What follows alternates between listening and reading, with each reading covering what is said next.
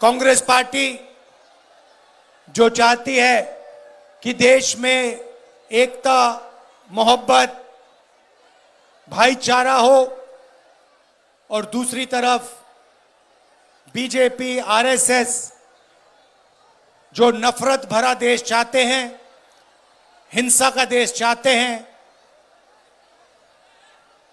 देश को बांटना चाहते हैं। लड़ाई इन दोनों के बीच में है।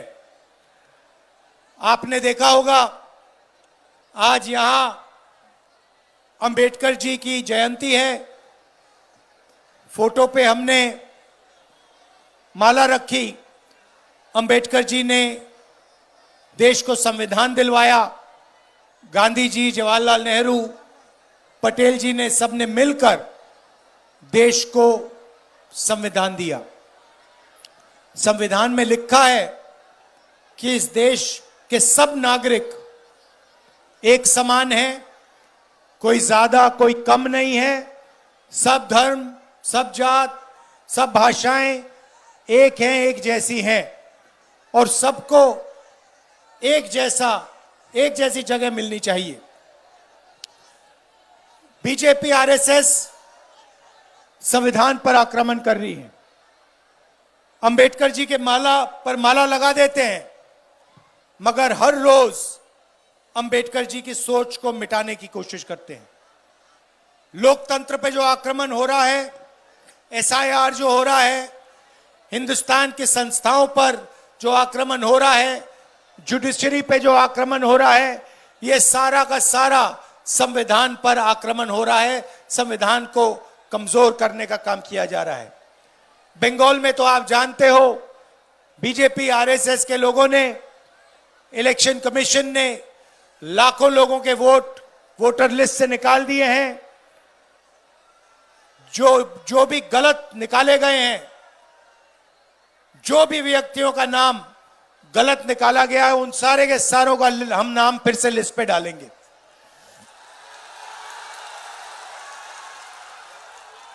भाई और बहनों, नरेंद्र मोदी अपने आप को देशभक्त कहता है।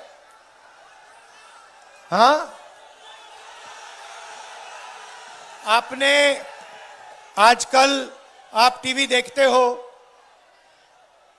मीडिया देखते हो, आपने नरेंद्र मोदी का चेहरा देखा आजकल?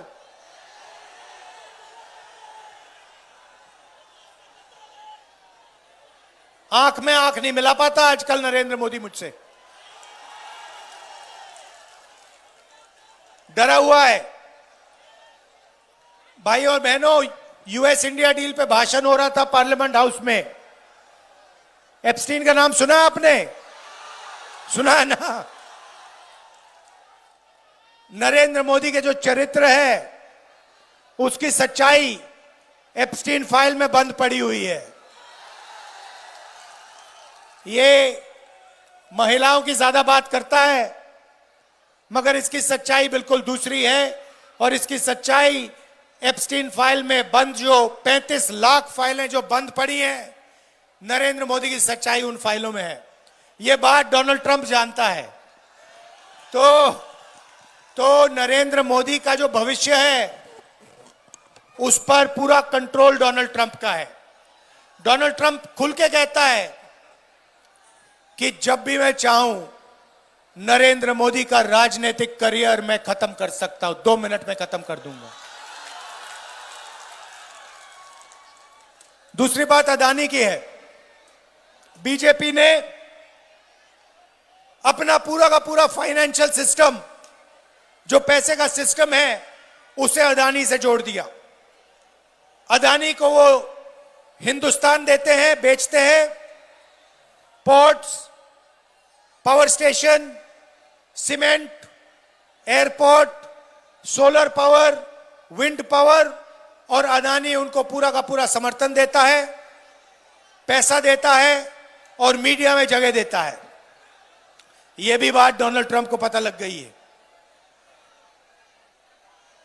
तो डोनाल्ड ट्रंप जैसे आपके घर में टीवी है ना, हैगा, हाथ में रिमोट कंट्रोल होता है ना, आप टीवी को कंट्रोल करते हो।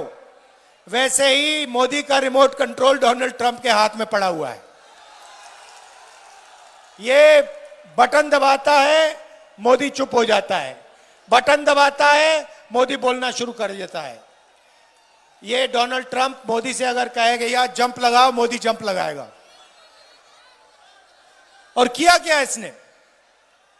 अपनी छवि बचाने के लिए नरेंद्र मोदी ने यूएस डील में देश को बेच दिया, देश को बेच दिया। अपने आप को यह देशभक्त कहता है, इसने देश को बेच दिया है। इसीलिए यह मेरे सामने पार्लियामेंट हाउस में खड़ा नहीं हो सकता। यह भाग गया। पहले इसने अमित शाह से कहा कि इसको चुप करवाओ, बोलने मत दो। 4 घंटे मुझे पार्लियामेंट में नहीं बोलने दिया। मैं नहीं डरता इन लोगों से, मैं नहीं रुकता। बाकी नेता डरते होंगे, मैं नहीं डरता इससे, नरेंद्र मोदी से। उल्टा ये मुझसे डरता है। रात को ये सो नहीं पाता है, क्योंकि जानता है एक ना एक दिन, जानता है एक ना एक दिन कांग्रेस के बब्बर शेर, कांग्रेस के कार्यकर्ता इसको पकड़ लेंगे और पूरी की पूरी कार्रवाई होगी। भाई और बहनों, इसने क्या किया? अमेरिका को इसने हमारा कृषि का सेक्टर दे दिया। अमेरिका के किसानों को इसने हिंदुस्तान की मार्केट दे दी।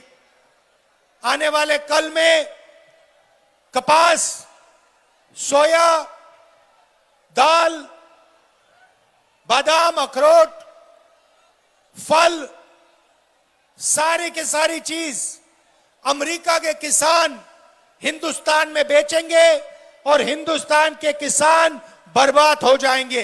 पहला काम इसने यह किया। क्या यह देशभक्ति है? नहीं, यह देशद्रोही है। दूसरा काम, हिंदुस्तान का सारा डेटा, मेडिकल डेटा, आपकी जो बातचीत होती है उसका डेटा, जो व्हाट्सएप पे आप लिखते हो, कहां जाते हो, सारा का सारा डेटा नरेंद्र मोदी ने अमेरिका के हवाले कर दिया। अमेरिका जहां भी उस डेटा को रखना चाहता है रख सकता है। जो भी अमेरिका आपके डेटा से करना चाहता है कर सकता है। तीसरा धोखा, हिंदुस्तान की एनर्जी सिक्योरिटी। नरेंद्र मोदी ने डोनाल्ड ट्रंप से कहा कि हम उसी से तेल खरीदेंगे जिसको आप कहोगे। अगर आप कहोगे कि हिंदुस्तान सऊदी अरेबिया से, ईरान से, रूस से तेल ना खरीदे तो हम नहीं खरीदेंगे। भाइयों और बहनों, तीसरा काम, इसने हिंदुस्तान की एनर्जी सिक्योरिटी छीन दी और अमेरिका को बेच दी। आप देखना, अब युद्ध हुआ है ईरान में, अब आप देखना क्या भयंकर आंधी तूफान आने वाला है, क्योंकि नरेंद्र मोदी ने अमेरिका को अपनी एनर्जी सिक्योरिटी दे दी। अब देखना पेट्रोल के दाम, गैस के दाम, केरोसिन के दाम, डीजल के दाम कहां जाते हैं। जब ये दाम बढ़ेंगे, याद रखना कि धोखा नरेंद्र मोदी ने किया है। नरेंद्र मोदी ने हिंदुस्तान की एनर्जी सिक्योरिटी अमेरिका को दी है। और आखिरी काम, चौथा काम, नरेंद्र मोदी ने डोनाल्ड ट्रंप से कहा कि हर साल हिंदुस्तान अमेरिका से 9.5 लाख करोड़ रुपए का माल खरीदेगा। भाइयों और बहनों, बात समझिए, अगर हम 9.5 लाख रुपए अमेरिका से से माल खरीदेंगे तो हिंदुस्तान की फैक्ट्रियों का क्या होगा? हिंदुस्तान और बंगाल की छोटी फैक्ट्रियां, मिडिल साइज फैक्ट्रियां सारी की सारी बंद हो जाएंगी। ये 4 काम नरेंद्र मोदी ने किए। क्यों किए? क्योंकि डोनाल्ड ट्रंप नरेंद्र मोदी को कंट्रोल करता है। डोनाल्ड ट्रंप ने नरेंद्र मोदी को पूरा अपने हाथों में ले रखा है, कंट्रोल कर रखा है। वो स्वयं कहता है, डोनाल्ड ट्रंप कहता है कि जब मैं नरेंद्र मोदी को फोन करता है, जब मैं नरेंद्र मोदी को फोन करता हूं, नरेंद्र मोदी फोन उठाता है और कहता है यस सर, यस सर कहता है हमारा प्रधानमंत्री, अमेरिका के प्रधानमंत्री को। आप सोचिए, कहां महात्मा गांधी, कहां जवाहरलाल नेहरू, कहां सरदार पटेल, कहां इंदिरा गांधी, कहां अंबेडकर जी, जिन्होंने अपनी पूरी जिंदगी देश के लिए दे दी, सालों जेल में काटे, शहीद हो गए। और कहां ये नरेंद्र मोदी जो अमेरिका के राष्ट्रपति को यस सर कहता है, उसके सामने झुकता है। यह सच्चाई है। दुख की बात यह है कि नरेंद्र मोदी एसआईआर कर रहा है, वोट चोरी करवा रहा है, बेरोजगारी फैला रहा है, नफरत फैला रहा है, एक धर्म को दूसरे धर्म से लड़ा रहा है। और यहां पे बंगाल में टीएमसी अपनी जिम्मेदारी पूरी नहीं कर रही है। ऐसे लगता है कि टीएमसी बीजेपी के लिए रास्ता तैयार कर रही है। टीएमसी भी नफरत फैलाती है। टीएमसी ने भी आपकी सारी की सारी फैक्ट्रियां बंद करा दी। बेरोजगारी, बंगाल को बेरोजगारी में नंबर 1 बना दिया।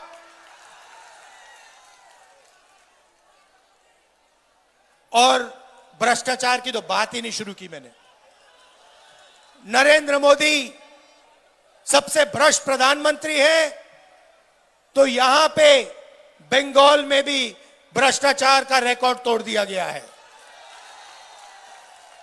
शारदा स्कैम, 17 लाख इन्वेस्टर्स का पैसा छीना, 1900 करोड़ रुपए उनके लिए उनको वापस नहीं दिए। Rose Valley chit fund scam, 31 lakh investors का पैसा छीना, 6,600 करोड़ रुपए उनसे लिए। इलीगल माइनिंग, ट्रांसपोर्ट, झारखंड से कोयला और गुंडा टैक्स, ये टीएमसी की सच्चाई है भाई और बहनों। बंगाल की जनता के लिए कुछ नहीं होता। अगर आप टीएमसी के किसी गुंडे को जानते हो, किसी नेता को जानते हो, तो आप काम करा सकते हो। मगर अगर आप टीएमसी के गुंडों को नहीं जानते, टीएमसी पार्टी के नहीं हो, उनके नेताओं को नहीं जानते, तो बंगाल में आपका कोई काम नहीं हो सकता।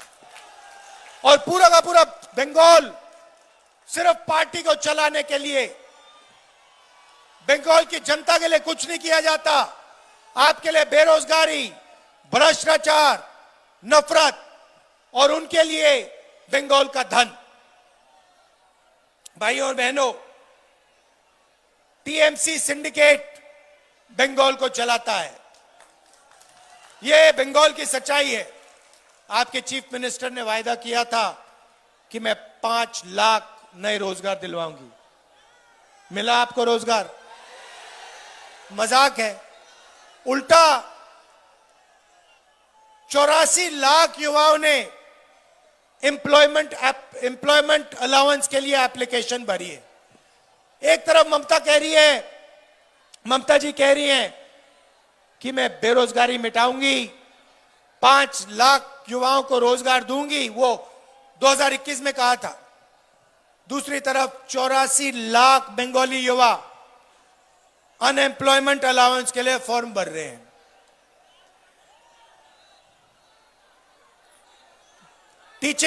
टीचिंग जॉब्स बेचे जाते हैं, एसएससी में रिक्रूटमेंट स्कैम होता है, फैक्ट्रियां बंद होती जा रही हैं, महिलाओं के खिलाफ अत्याचार हो रहा है, RG Kar rape and murder case होता है, और जिन्होंने ये काम किया उनकी रक्षा की जाती है।